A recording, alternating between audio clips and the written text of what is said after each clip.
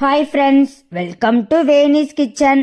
நாம் இன்றைக்கி என்ன பார்க்க போகிறோன்னா, முட்டை, சீனி, ஓவன் எதையுமே யூஸ் பண்ணாமல் எப்படி சாஃப்டாக பஞ்சு போல் ரவை கேக் பண்ணலான்னு நம்ம இந்த வீடியோவில் பார்க்கலாம்.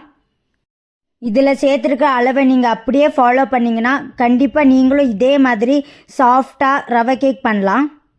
இதில் நான் சம்பா ரவை, நாட்டு சக்கரை தாங்க சேர்த்துருக்கேன். அதனால் உடம்புக்கும் ஹெல்த்தி தாங்க. அந்த ரவை கேக்கை எப்படி பண்ணலான்னு நம்ம இந்த வீடியோவில் பார்க்கலாம். நான் மெஷரிங் கப்பை வச்சு தாங்க எல்லாத்தையும் அளந்து எடுத்துருக்கிறேன். உங்ககிட்ட மெஷரிங் கப்பு இல்லைன்னா நீங்கள் ஒரு கிண்ணமோ இல்லைன்னா ஒரு கிளாஸோ எடுத்துக்கோங்க. எதை நீங்கள் அளவுக்கு எடுத்துக்கிறீங்களோ அதையே நீங்கள் கடைசி வரை ஃபாலோ பண்ணிக்கோங்க. அப்போ தான் இதே மாதிரி உங்களுக்கு சாஃப்டாக பஞ்சு போல் ரவை கேக் கிடைக்கும். இப்போ கேக் எப்படி பண்ணலான்னு பார்த்துடலாங்க. ஒரு பாத்திரத்தில் 1 கப் அளவுக்கு நாட்டு சக்கரை எடுத்துக்கிறேன். உங்ககிட்ட நாட்டு சக்கரை இல்லைன்னா நீங்கள் சீனி கூட சேர்த்துக்கலாம். அந்த 1 கப் அளவுக்கு சீனி எடுத்துகிட்டு மிக்சியில் கொஞ்சம் பவுடர் மாதிரி அரைச்சிட்டு சேர்த்துக்கோங்க.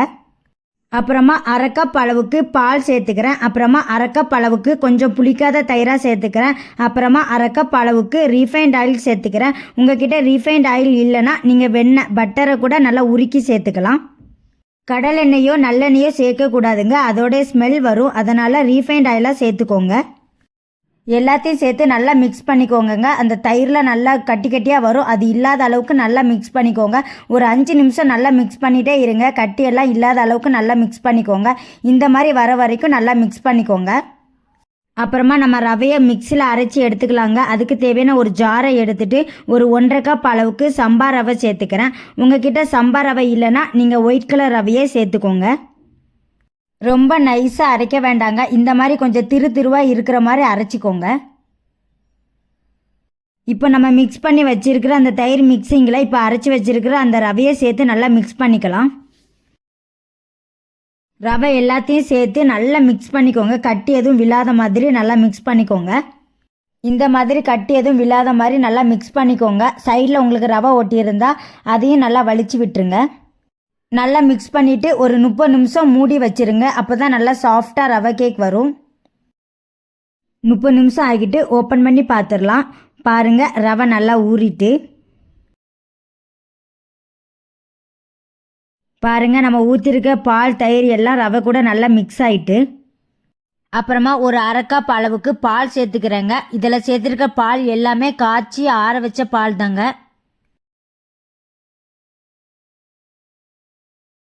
பால் சேர்த்து நல்லா மிக்ஸ் பண்ணிக்கோங்க. அப்புறமா ஒரு சின்ன ஸ்பூன் அளவுக்கு வெண்ணிலா எசன்ஸ் சேர்த்துக்கிறேன். உங்ககிட்ட வெண்ணிலா எசன்ஸ் இல்லைன்னா சுக்கு பொடி இல்லைன்னா ஏலக்காய் பொடி சேர்த்துக்கோங்க.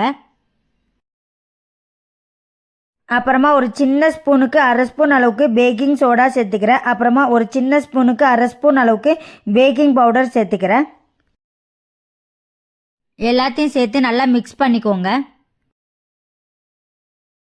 கட்டி எதுவும் விழாத மாதிரி இந்த மாதிரி அளவுக்கு நல்லா மிக்ஸ் பண்ணிக்கோங்க.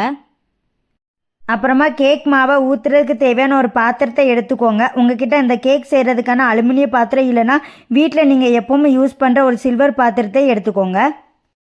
நான் அந்த பாத்திரம் ஃபுல்லாக மேலே கீழே சைடில் எல்லா இடத்துலையும் படுற மாதிரி நல்லா நெய் தடவிக்கிறேன். உங்ககிட்ட நெய் இல்லைன்னா எண்ணெய் கூட நீங்கள் தடவிக்கலாம். அப்புறமா நெய் தடவி இருக்கிறதுக்கு மேலே நான் கோதுமை மாவும் நல்லா தடவிக்கிறேன். எல்லா இடத்துலையும் படுற மாதிரி நல்லா தடவிக்கோங்க. இந்த மாதிரி எல்லா இடத்துலையும் படுற மாதிரி தடவிக்கோங்க. உங்ககிட்ட பட்டர் ஷீட் இருந்தால் பட்டர் ஷீட் போட்டுக்கோங்க. அப்புறமா மிக்ஸ் பண்ணி வச்சிருக்கிற அந்த ரவையை நம்ம உள்ளே சேர்த்துக்கலாம். அப்புறமா நான் கொஞ்சம் முந்திரி, கேஷ்யூ நட்டையும் பாதாமியும் சின்ன சின்னதாக கட் பண்ணி வச்சுருக்கேன். அதை இப்போ நான் மேலே சேர்த்துக்கிறேன். உங்களுக்கு வேணும்னா சேர்த்துக்கோங்க, இல்லைன்னா வேணாம். இது டேஸ்ட்டுக்காக தான் நான் சேர்த்துக்கிறேன். அப்புறமா ஒரு பேனை நான் அடுப்பில் வச்சுட்டு நம்ம சூடான வெசலில் வைக்கிறதுக்கு யூஸ் பண்ணுற அந்த ஸ்டாண்டை உள்ளே வச்சுட்டு ஒரு 10 நிமிஷம் ப்ரீஹீட் பண்ணி வச்சுருக்கிறேன். நல்லா சூடுபடுத்தி வச்சுருக்கிறேன் ஒரு 10 நிமிஷம். அப்புறமா நம்ம மாவை ஊற்றி வச்சுருக்க அந்த பாத்திரத்தை உள்ளே வச்சுட்டு அதை க்ளோஸ் பண்ணி வச்சுட்டு தீயை லோ ஃப்ளேம்லேயே வச்சுக்கோங்க. ஒரு 35 to 40 நிமிஷம் அப்படியே வச்சுருங்க. கேக் நல்லா வேகட்டும். தீ லோ ஃப்ளேம்லேயே இருக்கட்டும். அப்போ தான் உள்ளே நல்லா வேகும். எனக்கு இந்த கேக் வேகிறதுக்கு 43 நிமிஷம் ஆனதுங்க. பாருங்கள், இப்போ ஓப்பன் பண்ணி பார்த்துடலாம். கேக் எந்த அளவுக்கு நல்லா வெந்திருக்கு பாருங்கள்.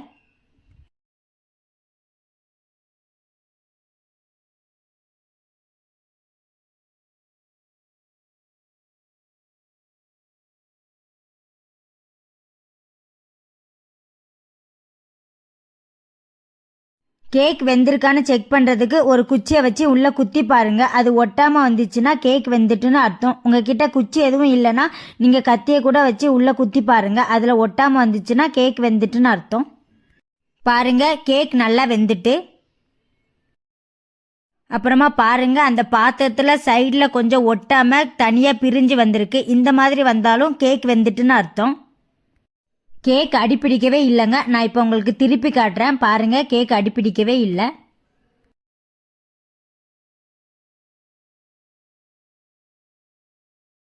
பாருங்க, கேக் அடிப்பிடிக்காமல் என்ன அழகாக வெந்து வந்திருக்கு.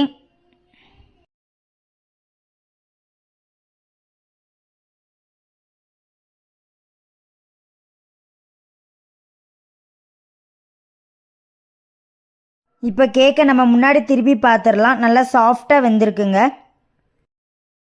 அவ்வளோதாங்க, சாஃப்டான பஞ்சு போல் மிருதுவான ரவை கேக் ரெடி ஆகிட்டு. இதில் நம்ம சீனி முட்டை எதுவுமே சேர்க்கலைங்க, ஓவன் கூட யூஸ் பண்ணல. எவ்வளோ சாஃப்டாக ரவை கேக் வந்திருக்கு.